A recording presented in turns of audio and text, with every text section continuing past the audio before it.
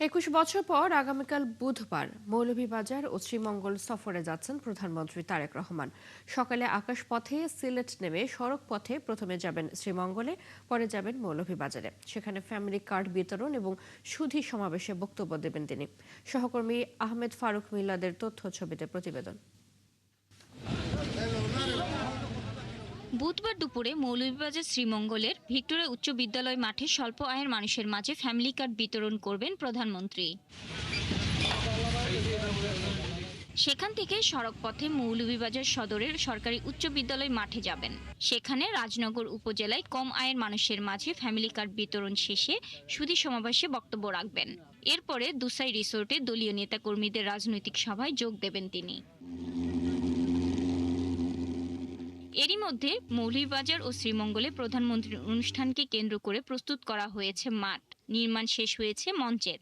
নির্বাচনের প্রথম জনাব তারেক রহমান সাহেব প্রধানমন্ত্রী হওয়ার পর আমাদের মৌলভীবাজারে আসতেছেন। আমাদের অনেক দাবি দাওয়া আছে, যেমন বাইপাস আছে, মেডিকেল কলেজ আছে, বিভিন্ন রাস্তাঘাট, যারা 17 বছরে যে রাস্তাঘাটের উন্নয়ন হয় নাই, সেই উন্নয়নগুলো আমরা দেখতে চাই। প্রধানমন্ত্রী মহোদয়ের আগমন উপলক্ষে আমরা আমাদের পৌর শহরে সৌন্দর্য বর্ধনের কাজ করতেছি এবং আমাদের বিভিন্ন পরিষ্কার পরিচ্ছন্ন কর্মীদের পরিষ্কার পরিচ্ছন্ন করতেছি। এদিকে মৌলভীবাজার জেলা বিএনপির আহ্বায়ক জানান, এদিন মৌলভীবাজারে মেডিকেল কলেজ নির্মাণ সহ কয়েকটি উন্নয়নের প্রস্তাব প্রধানমন্ত্রীর কাছে তুলে ধরা হবে। শ্রীমঙ্গল এবং মৌলভীবাজার, শ্রীমঙ্গলের চৌমন এবং মৌলভীবাজারের পশ্চিম বাজার, এই দুইটা জায়গা খুবই যানজট হয়। এই রোডটাও যানজট। আমরা মৌলভীবাজার শ্রীমঙ্গল একটা বাইপাস সড়ক যাচ্ছে, এই জিনিসটা আমরা খুব গুরুত্ব সহকারে তুলে ধরবো। জেলা প্রশাসক জানান, প্রধানমন্ত্রীর আগমনকে কেন্দ্র করে বাড়ানো হয়েছে এলাকার সার্বিক নিরাপত্তা। তার এই সফর কে কেন্দ্র করে আমাদের সামগ্রিক যে নিরাপত্তা ব্যবস্থা, এটা এসএসএফ এর সার্বিক তত্ত্বাবধানে সম্পন্ন হয়েছে। প্রধানমন্ত্রীর সফর ঘিরে এলাকায় ব্যাপক উৎসাহ উদ্দীপনা সৃষ্টি হয়েছে সমাজের সর্বস্তরে। শাকিলা সিথি, ৭১। প্রধানমন্ত্রী মৌলভীবাজার ও শ্রীমঙ্গল সফরের প্রস্তুতি নিয়ে আরো জানাতে যুক্ত হচ্ছেন সহকর্মী আহমেদ ফারুক মিল্লাদ। ফারুক, প্রধানমন্ত্রী এই সফরে কি কি কাজের উদ্বোধন করবেন, সমাবেশ স্থলের প্রস্তুতি কতটুকু নেওয়া হয়েছে, সব মিলিয়ে জানাবেন।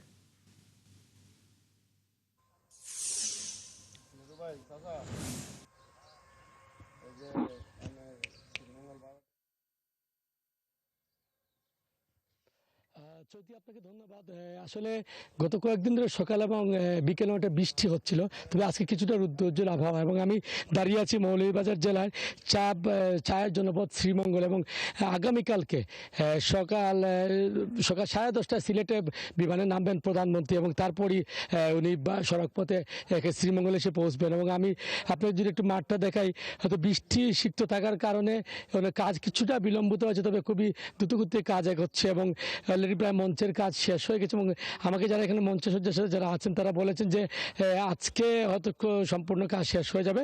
পাশাপাশি মৌলভীবাজার সরকারি উচ্চ বিদ্যালয়ের মাঠেও ওনার ফ্যামিলি কার্ড বিতরণ আছে এবং একটি সুধী সমাবেশ আছে, সেখানে কাজও আগাচ্ছে। এবং দুটি উপজেলা একটি উৎসবমুখর পরিবেশ বিরাজ করছে, যে নেতাকর্মীদের মধ্যে দীর্ঘ বলা যেতে পারে প্রায় 21 বছর পর প্রধানমন্ত্রী এবং বিএনপির চেয়ারম্যান তারেক রহমান মৌলভীবাজারে চায়ের রাজধানীতে উনি আসছেন। এবং ওনার কাছে যে বেশ কিছু দাবি দেওয়া নেতৃবৃন্দরা করেছেন এবং করবেন, সেটি আমাকে তারা জানিয়েছেন। এর মধ্যে অন্যতম হচ্ছে মৌলভীবাজারের মিরপুর থেকে মৌলভীবাজার হয়ে একটি বাইপাস সড়কের কথা, শমশেরনগর বিমানবন্দর এবং মৌলভীবাজার সরকারি কলেজ, এবং সবচেয়ে বড় যেটি হচ্ছে সেটি যে মৌলভীবাজারে মেডিকেল কলেজ। আপনি জানেন যে মৌলভীবাজারে এত বড় একটি জনবহুল এলাকা, প্রায় 24 লাখের মতো জনসংখ্যা এবং অনেকেই প্রবাসী থাকেন, কিন্তু মৌলভীবাজারে একটি মেডিকেল কলেজ নেই। শিক্ষা এবং চিকিৎসা ক্ষেত্রে মৌলভীবাজার অনেকটা পিছিয়ে। সব কিছু মিলিয়ে বলা যেতে পারে যে আগামীকালকে যে উৎসবমুখী পরিবেশে প্রধানমন্ত্রী শ্রীমঙ্গল এবং মৌলভীবাজারে দুটো উপজেলায় প্রায় ফ্যামিলি কার্ড বিতরণ করবেন এবং সেখানে সুধী সমাবেশে বক্তব্য রাখবেন।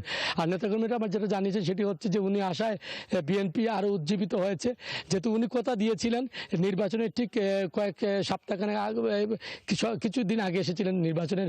উনি মৌলভীবাজারের শেরপুরের আইনপুরে তখন বলেছিলেন আপনার ধানের শেষে ভোট দেন, আমি প্রধানমন্ত্রী হয়ে মৌলভীবাজার আসবো।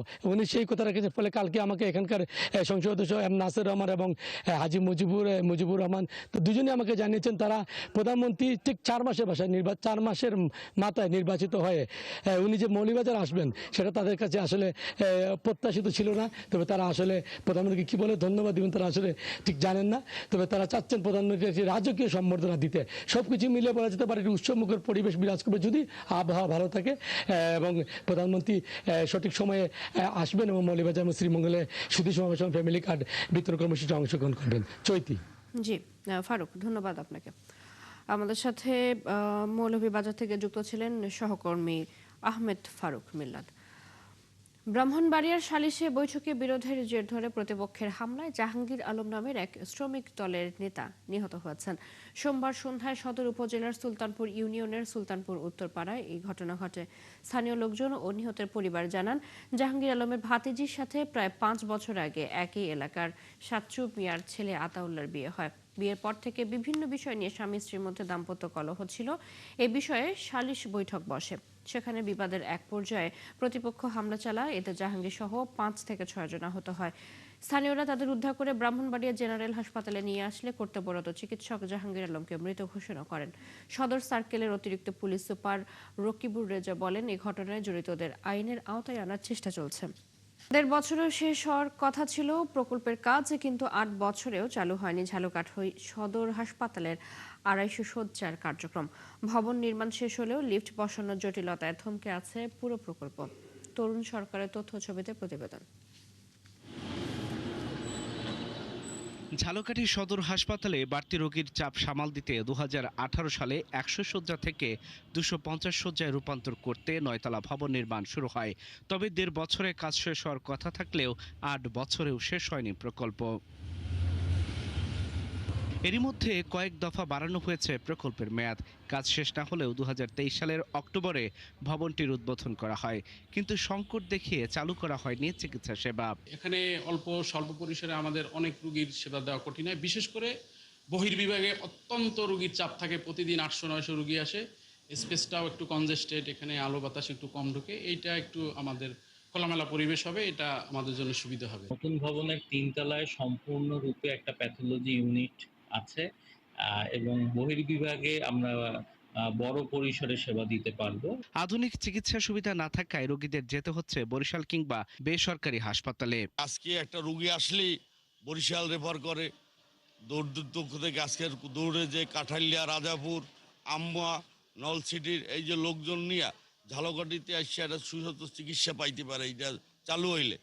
ঠিকাদারি প্রতিষ্ঠানের দাবি, কার্যাদেশ অনুযায়ী তাদের কাজ অনেক আগেই শেষ হয়েছে, কিন্তু ভবন বুঝে না নেয় রক্ষণাবেক্ষণ বাবদ প্রতি মাসে অতিরিক্ত অর্থ ব্যয় হচ্ছে তাদের। আমরা হ্যান্ডওভারের জন্য তাদেরকে চিঠিও দেওয়া হয়েছে। তারা বলছে যে লিফটের টেন্ডার না হওয়ার কারণে বিল্ডিংটা হ্যান্ডওভার নিতে চাচ্ছে না হসপিটাল কর্তৃপক্ষর বক্তব্য হচ্ছে, তারা বলতে চায় যে লিফট হয়নি, আমি রোগী কিভাবে নিয়ে যাব, যার কারণে বিল্ডিংটা হ্যান্ডওভার ওরা নিচ্ছে না। এ বিষয়ে হাসপাতাল কর্তৃপক্ষ বলছে, নতুন ভবনের 3টি ফ্লোরে কার্যক্রম পরিচালনার অনুমোদন পাওয়া গেছে। বিদ্যমান জনবল দিয়ে দ্রুত এসব সেবা চালু করা হবে।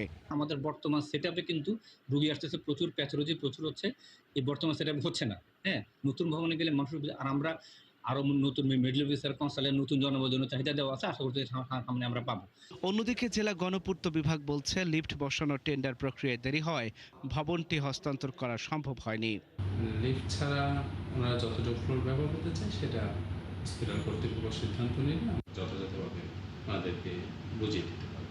প্রায় 8 লাখ মানুষের জেলার এই হাসপাতালে বর্তমানে বহির্বিভাগে প্রতিদিন চিকিৎসা নিতে আসেন 800 থেকে 1000 রোগী। আল ইমরান, 71।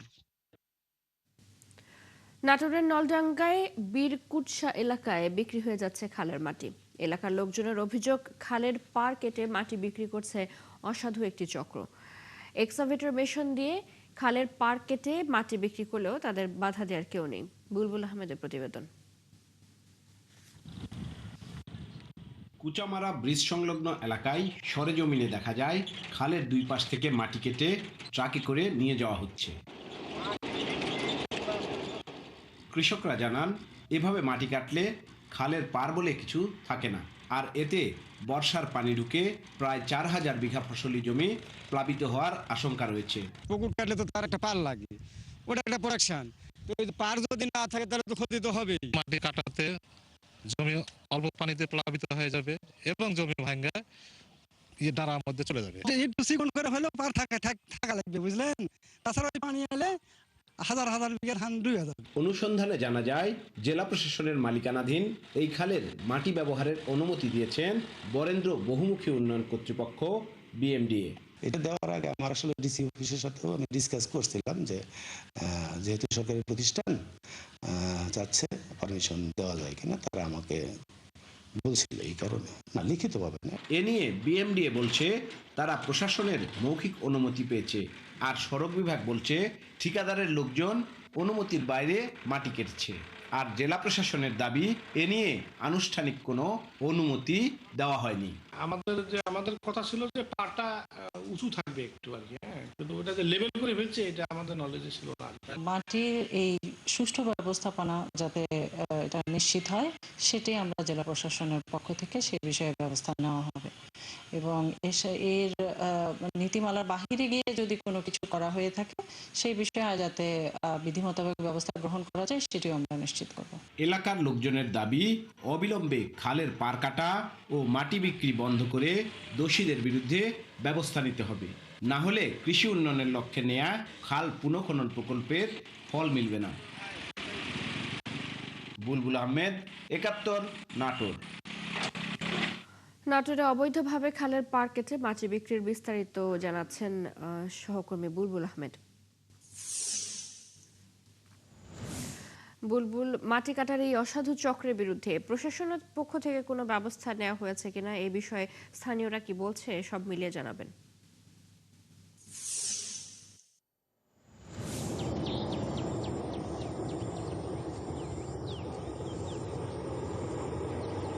আসলে চৈতি প্রশাসনের পক্ষ থেকে কিন্তু নাম কাওয়াস্তে ব্যবস্থা নেওয়া হয়েছে। যেই খালটির মাটি কেটে নেওয়া হচ্ছিল সেই খালটি কিন্তু আমরা যখন প্রতিবেদন করতে আসি তারপরে কিন্তু প্রশাসনের পক্ষ থেকে নিষেধ করা হয়েছিল এবং সেটি বন্ধ করা হয়েছে, কিন্তু খালের যে পার কেটে নেওয়া হলো সেই পার কিন্তু মাটি দিয়ে আবার ঠিক করে দেওয়া সেই উদ্যোগ নেওয়ার কথা ছিল, কিন্তু এখন পর্যন্ত কিন্তু আমরা সেই উদ্যোগ নিতে দেখিনি। এবং একই সাথে শুধুমাত্র এই খালটি নয়, অন্যান্য কুচামারা ব্রিজের নিচে যে জিয়া খাল সেই খালটি নয়, অন্যান্য খালেও কিন্তু একইভাবে মাটি কেটে নিয়ে যাওয়া হচ্ছে। এবং এই শুধু নলডাঙ্গা উপজেলা নয়, আমরা সিংড়া উপজেলাতেও দেখেছি যে সেখানে কিন্তু নিঙ্গইন এবং জোলারবাতা এলাকায় যে খাল রয়েছে তার পাশ থেকে মাটি কেটে বিক্রি করে দিচ্ছে একটি অসাধু চক্র। এবং এর সাথে স্থানীয় সংসদ সদস্যের তারা নাম বলছিলেন যে স্থানীয় সংসদ সদস্য আনোয়ারুল ইসলাম আনুর কাছ থেকে অনুমতি নিয়ে তারা কিন্তু এটি করছেন। এবং একই সাথে এই নলডাঙ্গা উপজেলায় যে খালগুলোর পার থেকে মাটি কেটে নেওয়া হচ্ছে সেই সব খালগুলোর কিন্তু একই চিত্র আমরা দেখেছি। এই উপজেলার যে সাংগঠনিক সম্পাদক উপজেলা বিএনপির শফিকুল ইসলাম বুলবুল, তার সাথে কথা বলছিলাম, তিনি বলছিলেন যে তার লোকজন এই মাটিগুলো কেটে নিয়ে গেছে, তো সে প্রতিবেদন যাতে না করি সেই অনুরোধও কিন্তু তিনি করছিলেন। একই সাথে আমরা দেখছি যে প্রশাসনের নীরবতায় আমরা এই মুহূর্তে দাঁড়িয়ে রয়েছি বাজে হালতি এলাকা নলডাঙ্গার। সেই এখানে নিশ্চয়ই দেখতে পাচ্ছেন আমাদের দর্শকরা যে একদম ব্রিজের নিচ থেকে ঝুঁকিপূর্ণ ভাবে কিন্তু এখান থেকে খালের মাটি কেটে নেওয়া হয়েছে। এই ব্রিজটি যে কোনো সময় কিন্তু একটি বিপদের মধ্যে পড়তে পারে এবং যেহেতু এটি হালতি বিল এবং চলন বিলের একটি অংশ, সেই এইখানে কিন্তু ব্রিজগুলো টেকানো যায় না, এই মাটি ধসে চলে যায় এবং এখানে স্ল্যাব দেওয়া আছে, প্রোটেকশন ওয়াল দেওয়া আছে, তার নিচ থেকে কিন্তু মাটি কেটে নিয়েছে। তো এইভাবে প্রভাবশালী মহলেরা এই বিভিন্ন খাল থেকে মাটি কাটার ফলে কিন্তু প্রশাসন তেমন একটা ব্যবস্থা নিতে পারে না এবং যত জায়গায় নতুন করে সরকার খাল খননের উদ্যোগ নিয়েছে সেই খালগুলোর মাটিও কিন্তু বিক্রি হয়ে যাচ্ছে, যদিও এই সব বিক্রি হওয়ার কথা না। এবং যে খালটিতে বিক্রি করে দিচ্ছিল মাটি, এই কুচামারা ব্রিজের নিচে জিয়া খাল, সেখানে কিন্তু আমরা কথা বলেছি BMDA কর্তৃপক্ষের সাথে যে তারা যে রোডস অ্যান্ড হাইওয়েকে অনুমতি দিল, তো সেই খালের তো তারা মালিকই নয়, এই খালের মালিক তো জেলা প্রশাসন এবং সরকারি 1 নম্বর খাস খতিয়ানভুক্ত খাল, সেই খালের মাটি তারা কিভাবে বিক্রির অনুমতি দিলেন। তো BMDA এর যে নির্বাহী প্রকৌশলী বরেন্দ্র উন্নয়ন কর্তৃপক্ষ নাটোরের, তিনি আনোয়ার হোসেন, তিনি বলছিলেন যে তাদের কাছে সরকারের চিঠি এসেছে যে স্যালভেজ হিসেবে বিক্রি করতে পারবে। তো আমরা তাকে জিজ্ঞেস করেছিলাম যে যখন খাল খনন করা হয় তখন যদি উদ্বৃত্ত মাটি থাকে সেটি স্যালভেজ হিসাবে বিক্রি করা যায়, কিন্তু খালের পার স্যালভেজ হিসাবে বিক্রি করে দেওয়া এটি কি কোনো সুযোগ রয়েছে কিনা? আর এই খাল তো 4-5 বছর আগে হস্তান্তর করা হয়েছে, এটিকে কেন স্যালভেজ হিসেবে বিক্রি করছেন? তো তারা কিন্তু কোনো সদুত্তর দিতে পারেনি। একই সাথে আমরা রোডস অ্যান্ড হাইওয়ের যে সড়ক ও জনপথ বিভাগের যে নির্বাহী প্রকৌশলী তাকেও আমরা জিজ্ঞেস করেছি, তিনি বলছেন যে সরকারি অনুমতি নিয়ে কেন ঠিকাদারকে দিলেন এসবের কোনো সদুত্তর দিতে পারেনি। তো প্রশাসনের কঠোর ব্যবস্থা এবং সরকারের হস্তক্ষেপ চান, প্রয়োজন হলে যাতে বিচার বিভাগের পক্ষ থেকে মামলা করা হয় সেই আবেদন কিন্তু এই নাটোরের মানুষরা করছে, না হলে কিন্তু এই কৃষকদের জমি খালের মধ্যে ভেঙে চলে যাবে। চৈতি। বুলবুল, ধন্যবাদ আপনাকে। আমাদের সাথে নাটোর থেকে যুক্ত ছিলেন এতক্ষণ সহকর্মী বুলবুল আহমেদ। স্বাধীনতার ৫৫ বছর পেরিয়ে গেলেও সিরাজগঞ্জের উল্লাপাড়ার একটি গ্রামের মানুষের ভাগ্যে জোটেনি পাকা সড়ক। বর্ষা এলেই চরম দুর্ভোগে পড়েন কয়েক হাজার মানুষ। লোকজনের দাবি, মাত্র ২ কিলোমিটার সড়ক নির্মাণ হলেই বদলে যেতে পারে ৪ গ্রামের মানুষের জীবনযাত্রা। উল্লাপাড়া থেকে রায়হান আলীর তথ্য ও ছবিতে প্রতিবেদন। উল্লাপাড়া উপজেলার উধুনিয়া ইউনিয়নের তেবাড়িয়া গ্রামের প্রধান সড়ক। কাঁচা এই পথ দিয়ে প্রতিদিন চলাচল করে তেবাড়িয়া, বাগবাড়া, ভাইরা ও তরফ বাইরা গ্রামের প্রায় ৮ থেকে ১০ হাজার মানুষ। বছরের বেশিরভাগ সময়ই কাদা আর ভাঙাচোরা পথে চলাচল করতে হয় তাদের। চয়রাবাজার থেকে প্রায় ২ কিলোমিটার দীর্ঘ এই সড়কটি এখনো পাকা হয়নি। সামান্য বৃষ্টিতেই কাদাময় হয়ে পড়ে পুরো রাস্তা। আমরা রাস্তাঘাট চাই, আমার গাড়ি ঘোড়া চলাবার পান না, আবার খেত খোলার রাস্তায় আসবার পান না। মাঠের সোনালী ফসল যে বাড়িতে আনবো এ আনার মতো সুযোগ নাই, একটা বোঝাই যে আসবি সে রাস্তা তো নাই। এই গ্রামে আমরা দুর্ভোগের মধ্যে বাস করতেছি, এই রাস্তাঘাট খুব বেহাল অবস্থা। মানুষের অভিযোগ, রাস্তা ভালো না থাকায় কৃষি পণ্য বাজারে নিতে বাড়তি খরচ হচ্ছে। একই সঙ্গে শিক্ষা ও চিকিৎসা সেবা পেতেও ভোগান্তি হচ্ছে। একটা রোগী, সিজার রোগী নিয়ে যে এক জায়গায় যাবে সে রোগী নিয়ে যেতে পারে না, মানুষ বেহাল অবস্থায় চলাফেরা করতেছে। অনেক কষ্ট করে স্কুলে আসতে হয়, বিশেষ করে বৃষ্টির দিনে এত কষ্ট হয়, সেদিন লুঙ্গি পরে স্কুলে আসতে হয়, তারপর স্কুলে এসে প্যান্ট পরতে হয়।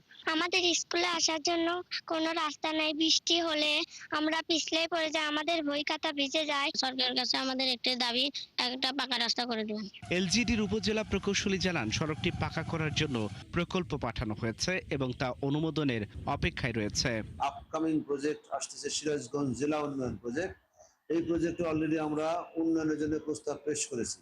প্রজেক্টটা পাস হলে পরে এই রাস্তাটা উন্নয়ন করা হবে। দ্রুত প্রকল্পের অনুমোদন মিললে শেষ হবে দীর্ঘদিনের দুর্ভোগ। আল ইমরান, ৭১। চট্টগ্রামে প্রায় ২ বছর আগে নিখোঁজ হওয়া বাবুর্চি মীর মুজিবুর রহমান খান অপহরণ ও হত্যার রহস্য উদ্ঘাটন করেছে পিবিআই চট্টগ্রাম মেট্রো। তদন্তে উঠে এসেছে, সম্পত্তি নিয়ে বিরোধের জেরে ছেলে বেলাল হোসেনই পরিকল্পনা করে বাবাকে হত্যা করে। পিবিআই জানায়, ২০২৪ সালের ৭ জুন মুজিবুর রহমানকে শরবতের সাথে ঘুমের ওষুধ মিশিয়ে বেলাল হোসেন ও তার সহযোগীকে হালিশহর এলাকার সিডিএ আউটার লিংক রোডে নিয়ে যাওয়া হয়। পরে সেখানে শ্বাসরোধে হত্যা করে মৃতদেহ পাশের জঙ্গলে ফেলে দেয় তারা। নিখোঁজের ঘটনায় মুজিবুর রহমানের মেয়ে অপহরণ মামলা করে। পরে পিবিআই এর দীর্ঘ তদন্ত শেষে গত ১৩ জুন কর্ণফুলীর মইজ্জার টেক এলাকা থেকে বেলাল হোসেনকে গ্রেপ্তার করা হয়। তার স্বীকারোক্তির ভিত্তিতে পরদিন সহযোগী আব্দুল জলিলকেও গ্রেপ্তার করা হয়। ঘটনায় জড়িত অপর এক নারীকে গ্রেপ্তারে অভিযান চলছে বলে জানিয়েছে পিবিআই। তদন্তটাকে অব্যাহত রাখার পরে আমরা একটা পর্যায়ে যে আসামি বেলালকে অ্যারেস্ট করতে সক্ষম হই।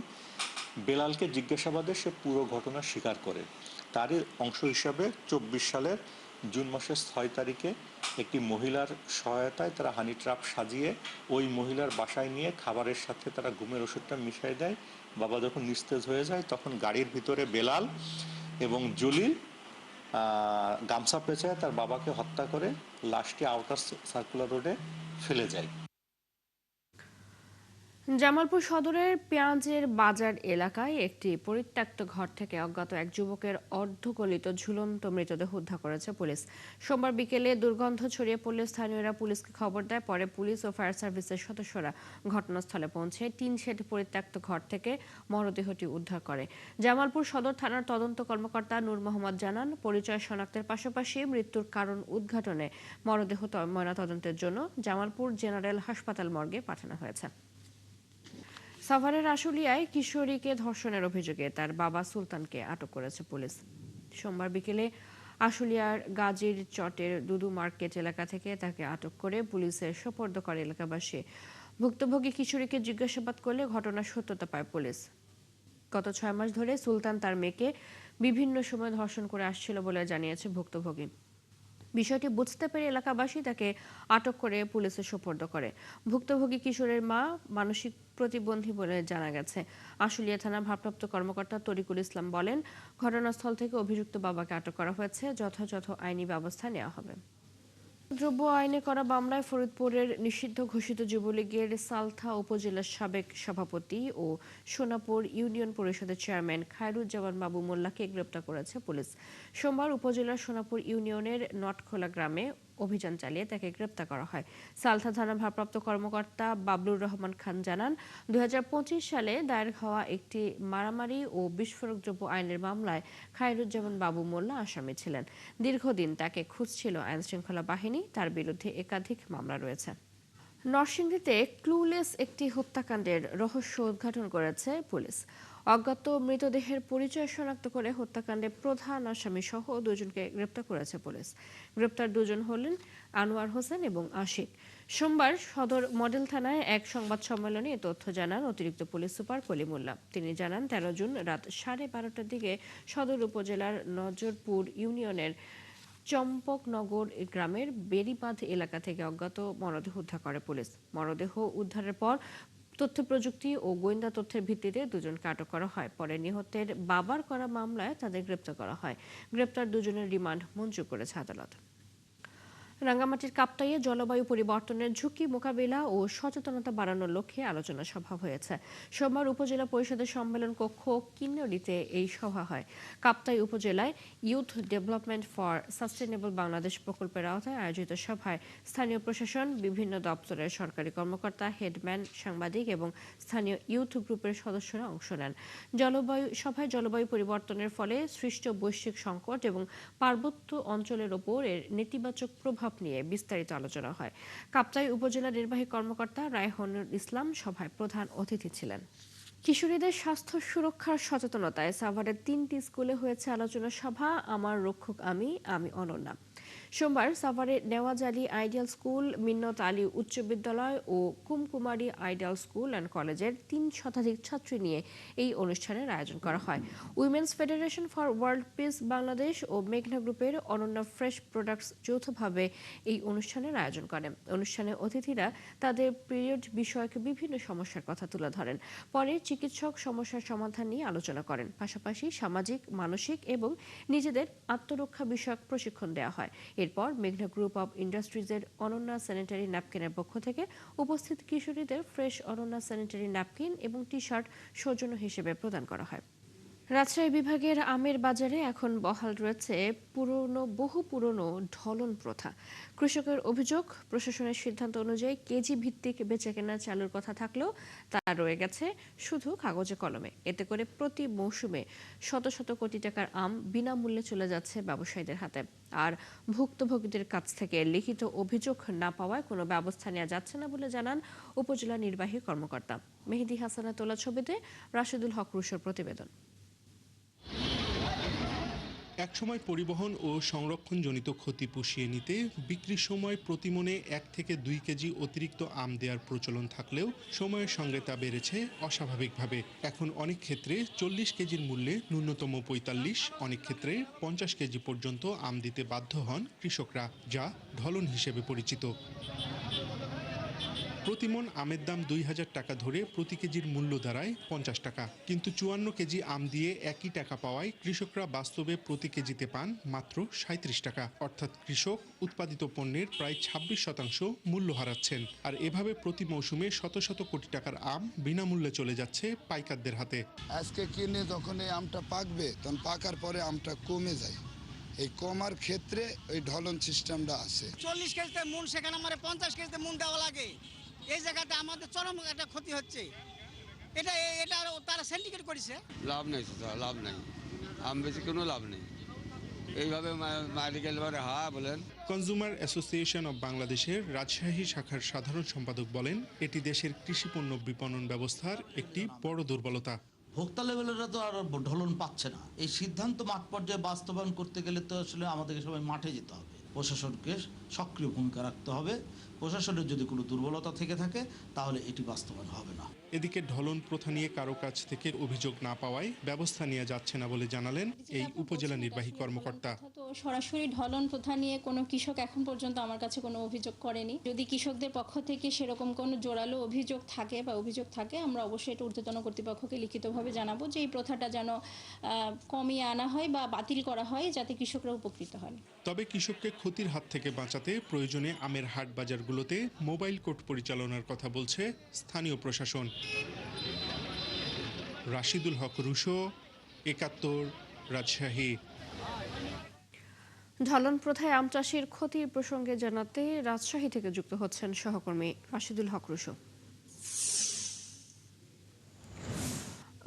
ঢলন প্রথার বিষয়ে চাষিরা কি বলছেন এবং এতদিনেও এই প্রথা কেন বিলুপ্ত হচ্ছে না, প্রশাসন কি বলছে, এ নিয়ে সব মিলিয়ে জানাবেন।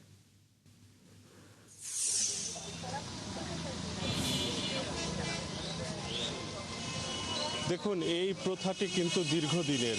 আসলে এই যে আমের যেমনটি আমরা সংবাদে বলছিলাম যে প্রথাটি মূলত শুরু হয়েছিল যেহেতু আম একটি কাঁচা ফসল, তো সেটি যখন আসলে যত গাছ থেকে পাড়ার পরে যত দিন গড়ায় সেটির কিন্তু ধীরে ধীরে ওজন কমতে থাকে, অর্থাৎ শুকিয়ে যেতে থাকে। তো এইটি আসলে কমানোর জন্য বা এই সমস্যা থেকে মুক্তির জন্যই কিন্তু যেই প্রতি মনে 2-1 কেজি বেশি ধরে দেয়া হতো আম।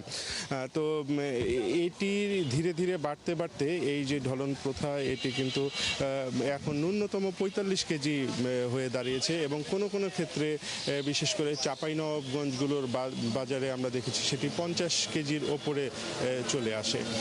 তো এইটি নিয়ে আসলে কৃষকদের ক্ষেত্রে এক ধরনের হতাশা আছে, কারণ তাদের কিন্তু যে ফসল উৎপাদন করতে যে খরচটা হয় সেখান থেকে তারা একটি বড় অংশ হারিয়ে ফেলেন এই ঢলন প্রথার কারণে।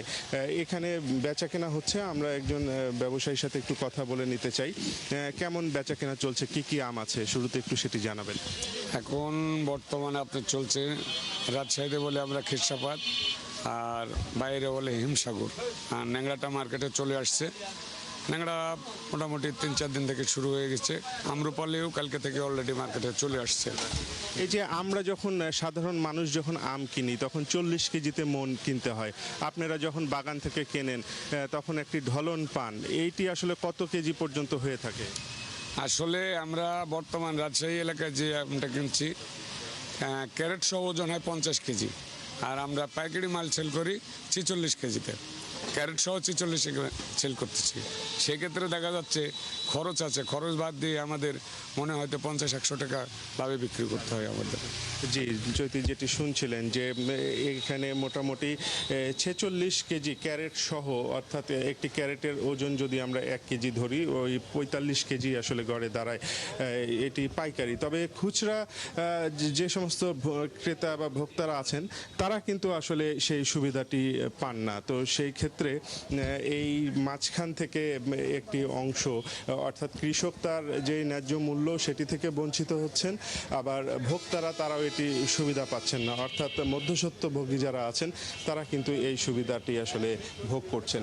তো প্রশাসনের কথা আপনি জানতে চাইছিলেন। প্রশাসন রাজশাহী বিভাগীয় কমিশনার এই বিষয়টি নিয়ে একটি বৈঠক করেছেন আম চাষি, ব্যবসায়ী এবং যারা পাইকার আছেন তাদের নিয়ে। তিনি এই প্রথাটি বিলুপ্ত করতে চান, তবে যে বিষয়টি হয়েছে যে মাঠ পর্যায়ে এর বাস্তবায়নটি কিন্তু এখন পর্যন্ত দেখা যাচ্ছে না। তো খুব কড়াভাবেই বিভাগীয় কমিশনার বলেছেন প্রয়োজনে তারা আমের হাট বাজারগুলোতে মোবাইল কোর্ট পরিচালনা করবেন এবং এই ঢলন প্রথা যেন না থাকে। শুনছিলাম আমরা রুশু আপনার কাছ থেকে আমের বাজারের খবরাখবর। ধন্যবাদ আমাদের সাথে যুক্ত হওয়ার জন্য। গাইবান্ধার গোবিন্দগঞ্জে এক আর্জেন্টিনা সমর্থকের তৈরি লিওনেল মেসির ভাস্কর্য দেখতে ভিড় জমেছে। গাইবান্ধার গোবিন্দগঞ্জ উপজেলার দরবস্তু ইউনিয়নের ছোট দুর্গাপুরে ধনঞ্জয় বহন্ত রাজু দীর্ঘদিন ধরে বাবার সাথে মাটি দিয়ে বিভিন্ন দেবদেবীর মূর্তি তৈরি করে আসছেন। তিনি আর্জেন্টিনার খেলোয়াড় লিওনেল মেসির ভাস্কর্য তৈরি করেছেন মাটি, খড় আর তুলির আঁচড়ে। 6 দিনের পরিশ্রমে গড়া সেই ভাস্কর্য দেখতে প্রতিদিন তার বাড়িতে ভিড় করছে মেসি ভক্তের পাশাপাশি উৎসুক এলাকাবাসী। চলছে দেশচোখ সরাসরি সংবাদ এবং অনুষ্ঠান দেখতে চোখ রাখুন একাত্তর ফেসবুক পেজে, সাবস্ক্রাইব করুন একাত্তরের ইউটিউব চ্যানেল ও থাকুন একাত্তরের সাথে।